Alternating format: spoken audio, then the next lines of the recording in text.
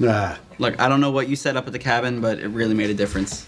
I said what any guy would say. Look, step up and be a father, and no, I will not shoot you in the face. A show averaging 8 million viewers per week doesn't just get canceled.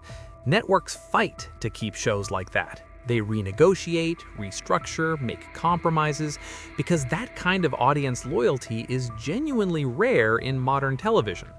So when ABC canceled Last Man Standing in May 2017, despite its numbers, the explanation the network gave, that they were moving away from Friday night comedies, didn't sit right with anyone.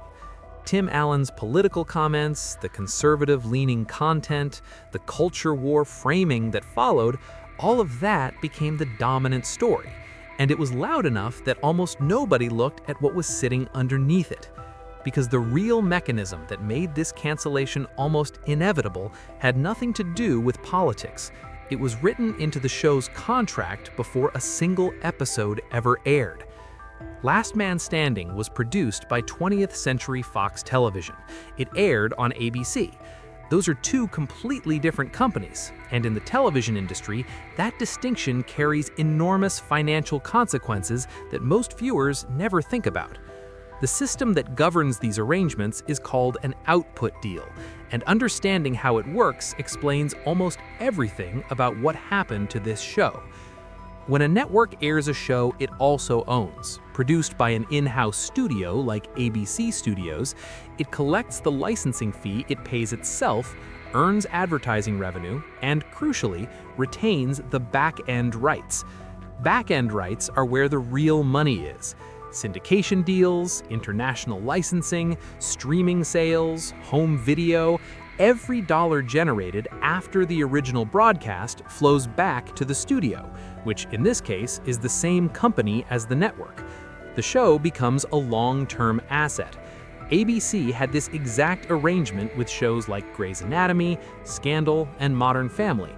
Those shows made ABC money while they aired and kept making money for years afterward. Last Man Standing had a completely different structure. 20th Century Fox Television owned the show. ABC was essentially a tenant, paying a licensing fee for the right to broadcast it, while Fox collected the back end. ABC's internal estimate put that licensing fee at approximately $3 million per episode. On top of that, Tim Allen's salary exceeded $200,000 per episode, a figure that would only increase as the show continued. Over a full season of 22 episodes, ABC was writing checks worth tens of millions of dollars for a show whose long-term profits would flow entirely to a competitor. Every season the show ran, that imbalance compounded. There was no exit where ABC came out ahead on the back end.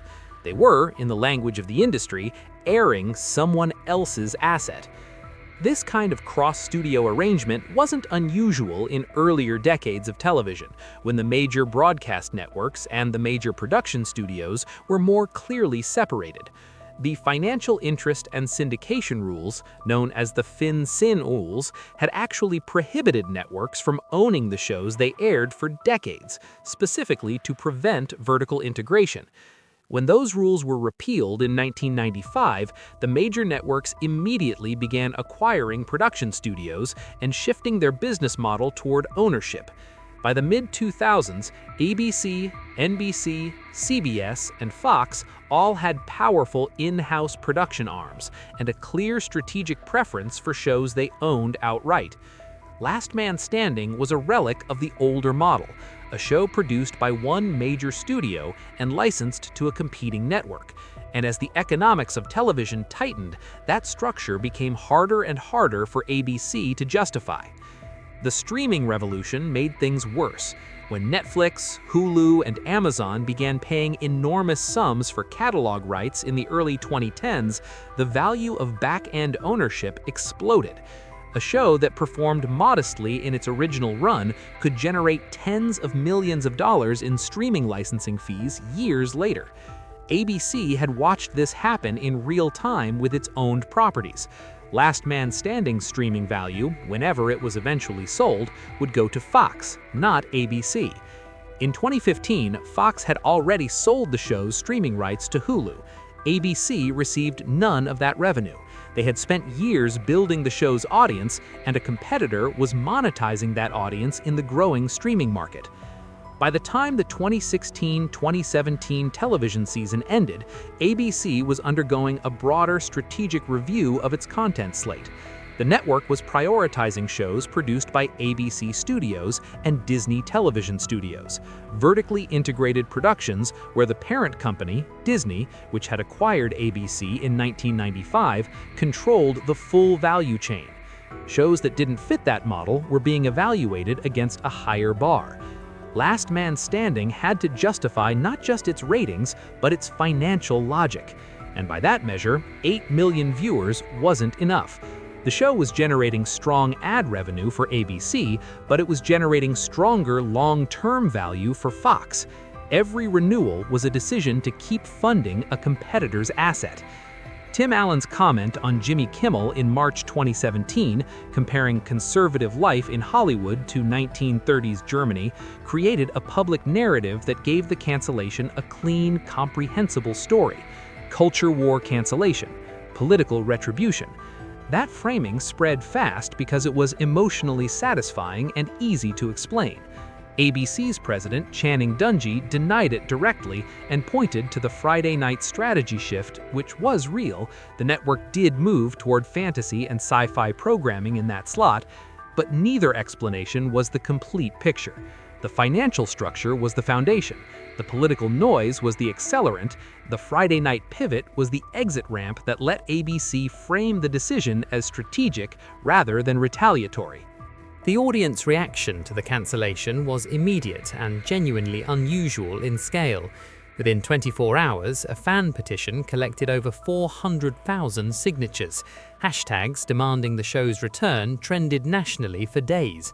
Some viewers mailed toy tools to ABC's offices, a reference to Mike Baxter's character, and others funded billboards in Los Angeles and New York. Politicians weighed in, including Wisconsin Governor Scott Walker, who publicly suggested the cancellation was ideologically motivated.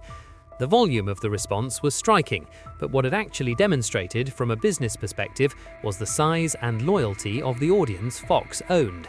Every tweet, every petition signature, every piece of media coverage was data that Fox's executives could point to when making the case for a revival.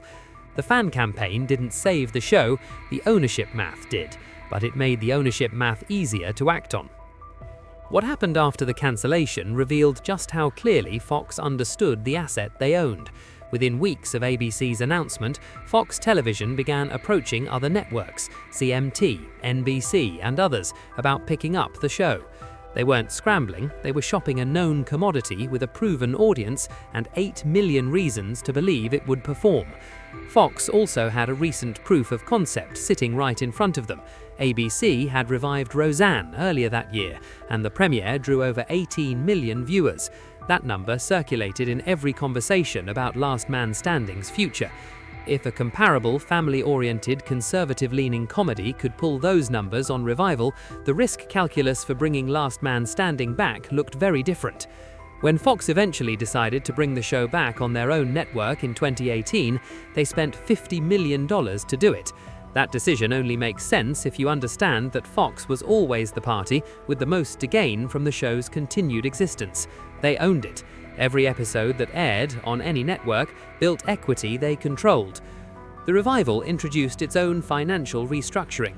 Fox negotiated a streaming rights deal with Hulu for $1.5 million per episode, revenue that stayed within the Fox ecosystem. Episode costs rose to approximately $1.1 million per episode, up from $800,000 at ABC, but Fox was now capturing both the broadcast revenue and the streaming backend simultaneously. The arrangement that had made the show a liability for ABC made it a profitable asset for Fox.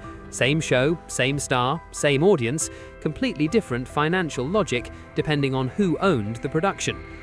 The cast changes that happened across the show's run were partly a consequence of this financial pressure. When ABC cancelled the show, they didn't give cast members advance notice or structured transition agreements, a standard outcome when a network decides not to renew a show it doesn't own. Molly Ephraim, who played Mandy Baxter for 6 seasons, had no reason to hold her schedule open. She signed on to Brock Meyer with Hank Azaria and Halt and Catch Fire, and built a life around the assumption that the show was finished. When Fox revived it 14 months later, the production couldn't simply reassemble the original cast because the original cast had moved on, not out of disloyalty, but because the cancellation had given them no other rational choice.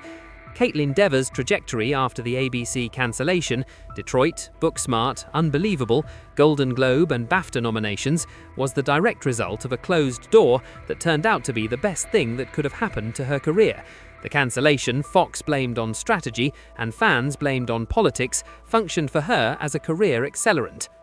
Fox cancelled the show in May 2020 despite those numbers, and despite the fact that producer Kevin Abbott had already begun planning a 10th season. The ideas on the table were genuinely interesting. Amanda Fuller's character Kristen taking over Outdoor Man and renaming it Outdoor Woman. Potential returns from fan-favorite guest stars like Jonathan Taylor Thomas and Richard Kahn. Storylines exploring generational transfer of a family business. None of it happened. Fox's decision came down to a combination of factors that mirrored, in some ways, what ABC had faced 3 years earlier. The COVID-19 pandemic had disrupted production schedules and driven costs up. The broader advertising market was contracting, and Fox, like every major media company in 2020, was reassessing which assets warranted continued investment in an increasingly fragmented viewing environment. 8 million linear broadcast viewers, while still strong by most measures, carried different weight in a landscape where streaming subscriber counts had become the primary metric of a network's health. The show that had been cancelled for not fitting ABC's ownership model was now being cancelled because the entire model it was built on was shifting underneath it. The final season negotiation over the home improvement crossover illustrated the same ownership dynamics in miniature. Disney owned the rights to Home Improvement. Last Man Standing was on Fox. Getting Tim Allen to play both Mike Baxter and Tim Taylor in the same episode required inter-studio rights negotiations between 2 major competitors. Producer Kevin Abbott later said the official approval from Disney didn't arrive until the day before the table read. He also acknowledged he had signaled willingness to proceed without it, essentially calling Disney's bluff in negotiations. The crossover happened, the finale aired, and the show ended. But the fact that a series finale required last-minute negotiations with a separate studio over intellectual property rights it didn't control was, in its own way, a fitting summary of the show's entire existence. It had always been operating at the intersection of competing corporate interests. That was true from the first episode to the last. What The Last Man Standing story actually documents is how the economics of television ownership quietly shape decisions that audiences experience as creative or political. The show didn't end because of Tim Allen's politics or ABC's Friday night strategy. It ended because it was structured as a cross-studio licensing arrangement in an industry that had spent 2 decades reorganizing itself to eliminate exactly that model. The 8 million viewers were real, the financial problem was real, and the political story, loud as it was mostly a distraction from a much simpler question that ABC had already answered. Why keep paying to build someone else's asset?